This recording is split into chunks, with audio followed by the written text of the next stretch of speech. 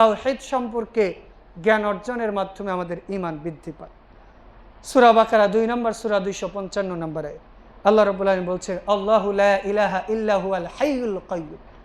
এই যে আয়াতুল কুরসি, এইটার যে সারমর্ম বা এটার যে ভাবার্থ, আমরা তো ম্যাক্সিমাম মুসলিম আয়াতুল কুরসি তো জানি, কিন্তু অর্থ কোনো সময় অনুধাবনের চেষ্টা করি না। আমার তো মনে হয় কেউ যদি আয়াতুল কুরসি শুধু এই যে আমি কয়টা শব্দ বললাম, মাত্র 7টা অক্ষর বললাম, আল্লাহু লা ইলাহা ইল্লা হুয়াল হাইয়ুল কাইয়্যুম, এই 8টা শব্দের যদি কেউ অর্থ অনুধাবন করে, ওর পুরো জীবনই পরিবর্তন হয়ে যায়। তো এই জন্য আমাদের মৌলিকভাবে ঈমান বাড়ানোর জন্য তাওহীদ সম্পর্কে পর্যাপ্ত জ্ঞান অর্জন করতে হবে। এই জন্য বিশেষ করে আপনারা চাইলে শাইখ সালেহ আল উসাইমিনের এছাড়াও আকিদা তহাবিয়া, আকিদা ওয়াসিতিয়া বা এই সংশ্লিষ্ট যে আকিদার কিতাবগুলো আছে, এগুলো আপনারা পড়বেন। এগুলো আরবিও আছে, বাংলাতেও আপনি অ্যাভেলেবেল পেয়ে যাবেন। বিশেষ করে আপনি বক্তব্য শুনছেন সেটা ভিন্ন কথা, কিন্তু পড়ালেখার বিকল্প নেই। ইসলামের প্রথম যেটা আমাকে আপনাকে দাওয়াত বা মেসেজ দিয়েছে সেটা হচ্ছে ইকরা, পড়ার কোনো বিকল্প নাই। এই জন্য আপনি অন্য কিছু জানেন অথবা না জানেন, আপনার বাড়িতে যাতে অবশ্যই কিতাবুত তাওহীদ, আকিদা ওয়াসিতিয়া, আকিদা তহাবিয়া বা এই সংশ্লিষ্ট আকিদার বই একাধিক রাখতে হবে, যাতে আপনি তাওহীদ শিখবেন, আপনার সন্তান, আপনার স্ত্রী, পরবর্তী আপনার যারা জেনারেশন আসবে তারা তাওহীদের উপর যাতে গড়ে ওঠে। আল্লাহ তৌফিক দান করুন, আমিন। এরপরে দ্বিতীয় যেটা ঈমান বৃদ্ধির উপায়, সেটা হচ্ছে কোরআন তেলাওয়াত করা। আল্লাহ রাব্বুল আলামিন বলছেন সূরা বানী ইসরাঈল 17 নম্বর সূরার 9 নম্বর আয়াত, ইন্না হাযাল কুরআনা ইয়াহদিল্লাতি হিয়া আকাব। নিশ্চয় এই কোরআন দিয়ে আল্লাহ রাব্বুল আলামিন অনেক জাতিকে সম্মানিত করেন, উঁচু করেন। আবার আল্লাহ রাব্বুল আলামিন বলছেন, ইদিল্লু বিহি কাসীরা ওয়া ইয়াহদি বিহি কাসীরা। আল্লাহ যাকে ইচ্ছা কোরআন দিয়েই পথভ্রষ্ট করেন, আবার এই কোরআন দিয়েই মানুষকে পথের দিকে নিয়ে আসে। এই যে আমাদের সমাজে যে সমস্ত লোকেরা কোরআন থেকে দূরে সরে রয়েছে, অথবা আলেম দাড়ি টুপিওয়ালা মানুষ, জুব্বা পাগড়িওয়ালা মানুষ, কোরআন পড়েই তো আমাকে আপনাকে পথভ্রষ্ট করছে। এই জন্য আল্লাহ রাব্বুল আলামিন বললেন যে কোরআন দিয়ে কেউ পথভ্রষ্ট হয়, আবার কোরআন দিয়ে কেউ দ্বীনের পথে আসে। এরপরে 3 নম্বর যেটা ঈমান বৃদ্ধির উপায়, সেটা হচ্ছে পৃথিবীতে আল্লাহ রাব্বুল আলামিনের পরে সবচেয়ে যাকে বেশি ভালোবাসতে হবে, যার আনুগত্য করতে হবে, তিনি হচ্ছেন মুহাম্মদ সাল্লাল্লাহু আলাইহি ওয়াসাল্লাম। আল্লাহ রাব্বুল আলামিন সূরা আল ইমরান 3 নম্বর সূরার 31 নম্বর আয়াতে বলছেন, কুল ইন কুনতুম তুহিব্বুনাল্লাহ ফাত্তাবিউনি। তোমরা বলো যে তোমরা যদি আমি আল্লাহ আমাকে ভালোবাসতে চাও, তাহলে রাসূলের আনুগত্য করো, ইহবুবকুমুল্লাহ, আল্লাহ তোমাদের ভালোবাসবেন। আর কি করবেন? বেনিফিট হিসাবে ইয়াগফির লাকুম দুনুবাকুম, তোমাদের সমস্ত গুনাহ আল্লাহ মাফ করে দেবে বলি সুবহানাল্লাহ। এরপরে 4 নম্বর, বেশি বেশি নফল ইবাদত করা ও জিকির আজকার করা। সূরা রাত 13 নম্বর সূরা 28 নম্বর আয়াতে আল্লাহ বলছেন, আল্লাযীনা আমানু তাতমাইন্নু কুলুব বিযিকরিল্লাহ আলা বিযিকরিল্লাহি তাতমাইন্নুল কুলুব। তোমরা বেশি বেশি ঈমানের সাথে আল্লাহর জিকির করো, ইবাদত করো, এটা আল্লাহ তোমাদের ঈমান বাড়িয়ে দিবে এবং ইসলামের প্রতি তোমাদের ঈমানটাকে সাবিত রাখবে বলি সুবহানাল্লাহ। বিশেষ করে জিকির আজগার এবং ইবাদতের গুরুত্বপূর্ণ একটা মৌসুম বা সময় হচ্ছে শীতকাল। রাসূল ইসলাম বলছেন, আর শীতাও আনিল গারি বারিদু আনিল গানিমাত। রাসূল ইসলাম বলছেন এই শীতকাল হচ্ছে যারা আবেদ রয়েছে, ইবাদত গুজার রয়েছে, তাদের জন্য আল্লাহর পক্ষ থেকে একটা গিফট, একটা উপহার, একটা গনিমত বলি সুবহানাল্লাহ। এমনকি আব্দুল্লাহ ইবনে আব্বাস শীতকাল আসলে তিনি বলতেন যে আহলাল ওয়া সাহলাল ইয়া শীতা, হে শীতকাল তোমাকে সুস্বাগতম, ওয়েলকাম। শীতকাল এসেছে, ইবাদত গুজারিরা তোমরা দিনের বেলা সিয়াম রাখো, রাতের বেলা কোরআন তেলাওয়াত করো, নফল ইবাদত করো। এমনকি ইবনে ওমর রাদিয়াল্লাহু তাআলা আনহু তিনি যখন খলিফা ছিলেন, তার যারা অধীনস্থ ছিল তাদের কাছে শীত আসার আগে চিঠি লিখে পাঠিয়ে দিতেন যে শীত মানুষের শরীরে ঢোকে খুব দ্রুত, বের হয় আস্তে আস্তে, অতএব শীত আসার আগে শীত থেকে বাঁচার জন্য মোটা কাপড় ব্যবহার করো, পশমের কাপড় ব্যবহার করো, আর ইবাদতের জন্য কঠোর প্রস্তুতি নাও। দেখেন, একেই বলা হয় শাসক। শাসক শুধু ইবাদতের সবক দেয় না, ইবাদতের সবক দিয়েছে, আবার নিজের দেহটাকে কিভাবে সুস্থ রাখা যায় এটারও সবক দিয়েছে। মানে সে দৈহিক এবং আত্মিক দুই দিক দিয়েই হচ্ছে আমাদের ইমাম বা নেতা ছিল। আল্লাহ তাকে সহ আমাদের প্রত্যেককে উচ্চ মর্যাদা দান করুন, আমিন। এরপর 5 নম্বর ঈমান বৃদ্ধির উপায় হচ্ছে সৎ মানুষ এবং আলেমদের সোহবতে থাকা। আল্লাহ রাব্বুল আলামিন সূরা কাহাফ 18 নম্বর সূরা 28 নম্বর আয়াতে বলছেন, ওয়াসবির নাফসাকা মাআল্লাযীনা ইয়াদউনা রাব্বাহুম, তোমরা ওই সমস্ত মানুষদের সাথে থাকো যারা সব সময় তাদের রব আল্লাহকে ডাকে, সকালেই কি, সন্ধ্যায় কি, রাতেই কি, আর দিনে কি, সব সময় যে সমস্ত লোকেরা আল্লাহকে ডাকে তাদের বন্ধু হিসাবে গ্রহণ করো, তাদের সোহবত অর্জন করো। রাসূল ইসলাম বলছেন যে তুমি যদি আলেম না হতে পারো, হাফেজা কোরআন না হতে পারো, আলেমের পিতা হও যদি তাও না পারো, অন্তত আলেমদের ভালোবাসো, এর কারণে আল্লাহ জান্নাতে তোমাকে আলেমদের কাছে রাখবে বলে। সুবহানাল্লাহ। এরপরে ঈমান বৃদ্ধির 6 নম্বর উপায় যেটা, দুনিয়ার পেছনে না ছোটা। দুনিয়ার পেছনে বলতে শুধু দুনিয়ার পেছনে না ছোটা, বরং দুনিয়াটাকে সামনে রেখে, আখিরাতকে সামনে রেখে যতটুকু বৈধ পন্থায় দুনিয়া অর্জন করা যায় ততটুকুই সন্তুষ্ট থাকা। 7 নম্বর, বেশি বেশি তাওবা ইস্তিগফার করা এবং আত্মসমালোচনা করা। আমি যে সারাদিন ইবাদত করলাম, আমি যে একজনের সাথে মুআমালাত করলাম, আমি যে লেনদেন করলাম, আমি যে কথাবার্তা বললাম, এটা আমার ভুল আছে কিনা, আমি তার সাথে যে বিহেভ করলাম সে আসলেই সন্তুষ্ট হয়েছে কিনা, আমি যে ব্যবসা বাণিজ্য করলাম, আমি যে চাকরি বাকরি করি, আমার লেনদেন ঠিকঠাক আছে কিনা, এই বিষয় নিয়ে সবসময় চিন্তা ফিকির করা।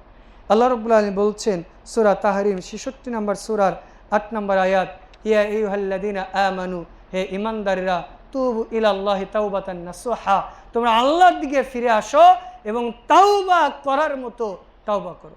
আল্লাহ তৌফিক দান করুন, আমিন। এরপরে 8 নম্বর, দুঃখ কষ্টে সর্ব অবস্থায় আল্লাহর প্রতি ধৈর্য ধারণ করা। দুঃখ হলে, কষ্ট হলে সর্ব অবস্থায় সর্বদাই আল্লাহর প্রতি সবর করা বা ধৈর্য ধারণ করা। যে আল্লাহ রাব্বুল আলামিন আমাকে রোগ ব্যাধি দিয়েছে, অসুখ বিসুখ দিয়েছে, যেটাই দেখ না কেন এইটার মধ্যে হয়তো কল্যাণ রেখেছে। এইরকম আল্লাহ রাব্বুল আলামিন, রাসূল ইসলাম বলছেন যে মুমিনের বিষয়টা আশ্চর্য, তাকে যখন আল্লাহ নিয়ামত দেয় তখন শুকরিয়া আদায় করে, আল্লাহ তখন তার নিয়ামত আরো বাড়িয়ে দেয়। সুবহানাল্লাহ। আর যখন তাকে রোগ শোক কষ্টে ক্লেশে ফেলে তখন সে আল্লাহর প্রতি সবর করে, এতে আল্লাহ কি করে, প্রত্যেকটা সবরের বিনিময়ে আল্লাহ তার আমলনামায় নেকি দেয় এবং সবরের বদলতে আল্লাহ তার সেই বিপদটা দূর করে দেয়। সুবহানাল্লাহ। আল্লাহ রাব্বুল আলামিন বলছেন যে নাকসিম মিনাল আমওয়ালি ওয়া আনফুসি ওয়া সামারাতি ওয়া বাশশিরিস সাবিরিন, নিশ্চয় যারা মুমিন রয়েছে তাদের ধন সম্পদ, টাকা পয়সা, শস্য, ফল ফলাদি বিভিন্নভাবে বিপদ আপদ দিয়ে অথবা ব্যবসা বাণিজ্য লোকসান দিয়ে, লস দিয়ে আল্লাহ পরীক্ষা করেন এবং যারা সবর করে তাদের জন্য সুসংবাদ রয়েছে বলে। সুবহানাল্লাহ। এরপর 9 নম্বর, সৎ কাজ করা এবং দান সদকা করা। সব সময় চেষ্টা করতে হবে যে সৎ কাজ করো। এখানে সৎ কাজ এবং দান সদকা দুইটা একসাথে নিয়ে আসার অন্যতম কারণ হচ্ছে যে রাসূলুল্লাহ ইসলাম বলছেন কুল্লু মারুফিন সাদাকা, প্রত্যেক ভালো কাজই হচ্ছে দানের সমতুল্য বলে। সুবহানাল্লাহ। রাসূলুল্লাহ ইসলাম বলছেন যে যারা ধনী মানুষ আছে এদের অনেক টাকা পয়সা, এরা অনেক দান করবে, আমাদের থেকে এরা জান্নাতে আগে যাবে। তো রাসূলুল্লাহ সাল্লাম এইবার বলছে যে ঠিক আছে, ওদের টাকা পয়সা বেশি, ধন সম্পদ বেশি, দান করবে বেশি, নেকি বেশি পাবে, কিন্তু একটা সমস্যা আছে। সেটা কি? ওদের টাকা পয়সা যেহেতু বেশি, ওদের হিসাব নিকাশ বেশি, ওদের জান্নাতে যেতে দেরি হবে। তোমাদের টাকা পয়সা কম, হিসাব কম, তোমরা ধনীদের 500 বছর আগে জান্নাতে যাবে বলে। সুবহানাল্লাহ। এই জন্য তো রাসূলুল্লাহ ইসলাম বলতেন যে আমি গরিব হালাতে মৃত্যুবরণ করতে চাই, এমনকি কিয়ামতের মাঠে আমি গরিব হিসাবে উঠতে চাই। আর আমরা চাই কে কার থেকে বেশি ধনী হতে পারে। অথচ আল্লাহ রাব্বুল আলামিন বলছে আল্লাহু গনি ওয়া আনতুম ফাকারা, শুধুমাত্র আল্লাহ ধনী, এছাড়া তোমরা যতই নিজেকে বলো যে আমার এত টাকা, এত বাড়ি, এত গাড়ি, কিন্তু সবাই তোমরা মিসকিন, শুধু আমি আল্লাহ ধনী, আর তোমাদের সাময়িক সময়ের জন্য এটা ভোগ করার সুযোগ দিয়েছি। এই হাদিসের একটু পরে রাসূলুল্লাহ ইসলাম বলছেন যে কুল্লু মারুফিন সাদাকা, প্রত্যেক ভালো কাজই সাদাকা। বলতে বলতে বলছেন যে তুমি যখন তোমার স্ত্রীর সাথে ফিজিক্যাল সম্পর্ক করবা, হিয়া সাদাকা, এটাও সাদাকা। সাহাবীরা বলছেন যে কি ব্যাপার, এটা তো আমার নিজের চাহিদা পূরণের জন্য করি। তখন উল্টা রাসূলুল্লাহ ইসলাম বলছেন তুমি যদি এই কাজটা অবৈধভাবে করতা তাহলে কি হতো? পাপ হতো। বৈধভাবে করেছ, দোয়া পড়েছ, তোমার জন্য নেকি হয়ে গেছে। সুবহানাল্লাহ। এরপরে বলছে যে তুমি মানুষকে সৎ কাজের আদেশ করবা, অসৎ কাজ থেকে নিষেধ করবা, দান সদকা করবা। করতে করতে এক পর্যায়ে এই সাহাবী বলছে যে আমি যদি মানুষকে সৎ কাজে আদেশও না করতে পারি, অসৎ কাজে নিষেধও না করতে পারি, তাহলে আমি কি করব? তাহলে তুমি রাস্তা থেকে কষ্টদায়ক জিনিস সরিয়ে ফেলবা। এটা যদি না পারো, অন্তত রাস্তায় দাঁড়িয়ে থেকে মানুষের চলাচলে ব্যাঘাত সৃষ্টি করবা। এখানে মৌলিকভাবে একটা মাসালা, বিশেষ করে আমরা যারা রাস্তাঘাটে চলাফেরা করি, বিশেষ করে মাইকের আওয়াজ যদি রাজেন্দ্রপুর বাজার পর্যন্ত যায়, রাজেন্দ্রপুর বাজারে যতগুলো দোকান আছে, আমার তো মনে হয় ম্যাক্সিমাম দোকানের সামনে সরকারি যতটুকু খাস জায়গা আছে, তারা নিজেরাই সরকার হয়ে আরও 2-3 ফিট জায়গায়, সেটা খাম্বা পুঁতে হোক, লাঠি দিয়ে হোক, ইট দিয়ে হোক, তারা যে এখানে মানুষের প্রতিবন্ধকতা সৃষ্টি করেছে, এই সুযোগ আপনাকে কে দিয়েছে? ওই যে সামনে যে জায়গা, ওটা তো আমার ট্যাক্সের টাকা, এটা তো এই দেশের 18 কোটি মানুষের ট্যাক্সের টাকা। আপনি ওইখানে কেন ভাগ নিয়েছে? আপনি কেন ওখানে রাস্তা বন্ধ করেছে? আপনার কারণে যদি রাস্তায় গন্ডগোল হয়, রাস্তা চলাচল ব্যাঘাত ঘটে, অথবা রাতের বেলা অন্ধকারে যদি কেউ ওখানে ব্যথা পায়, দুর্ঘটনা ঘটে, এর দায়িত্ব কে নিবে? এই জন্য কারো দোকানের সামনে যদি খাদ জমিতে এরকম দখল করেন, মৃত্যুর পূর্বেই আপনি ওই জায়গা থেকে তাওবা করে পারলে আল্লাহ রাস্তায় কিছু দান সদকা করবে। কারণ আপনি যে ভোগ দখল করেছেন, সরকার আপনাকে অনুমতি দিয়েছে, হয়তো আপনি ভোগ করতে পারেন, কিন্তু আপনি ওইখানে মানুষের চলাচলের যদি ব্যাঘাত ঘটান, এইটা ইমানের সর্বনিম্ন স্তর। তার মানে যাররা পরিমাণ ইমান হয়তো আপনার মধ্যে নেই। এই জন্য আমরা চেষ্টা করব, যারা এই সমস্ত কাজের সাথে সংশ্লিষ্ট, সেটা আমি হই বা আপনি হোক বা যাদের কাছে আওয়াজ যাচ্ছে, আমরা এই সমস্ত কাজ থেকে দূরে থাকব। আল্লাহ আমাদের হেফাজত করুন, আমিন। সর্বশেষ যেটা ইমান বৃদ্ধির উপায়, সেটা হচ্ছে মৃত্যু এবং কিয়ামত সম্পর্কে আমাদের সব সময় আল্লাহর প্রতি সাহায্য চাও এবং আমাদের সব সময় যে ভালো মৃত্যু কামনা করো এবং কিয়ামত দিবসে যে ভয়াবহ আযাব হবে এই সম্পর্কে চিন্তা ফিকির কর। রাসূল ইসলাম বলছেন, আকসিরু যিকরি হাদিমিল লাজ্জাতিল মাউত, তোমরা অধিকারে স্মরণ করো তোমাদের দুনিয়ার ভোগবিলাস বিনষ্টকারী জিনিস, সেটা কি? মৃত্যু। ইমাম শাফিঈকে জিজ্ঞেস করা হচ্ছে যে আপনি একটু আমাদের নাসিহা করেন তো। তখন বলছে, তোমাদের কি নাসিহা করব? একটা নাসিহা করি, সেটা শুধু মৃত্যুর কথা স্মরণ করবা। এইটা যদি তুমি মানো, তোমার জন্য আর কোনো নাসিহা প্রয়োজন। এই জন্য আপনাদের প্রতিও নাসিহা যে আপনাদের খুতবার শেষ দিকে এসে আমরা যদি ঈমান বাড়াতে চাই, মৃত্যুর কথা সব সময় স্মরণ করব এবং কিয়ামতের ভয়াবহতা স্মরণ করে দিনের দিকে ফিরে আসার চেষ্টা করব। আল্লাহ আমাদের তৌফিক দান করুন, আমিন।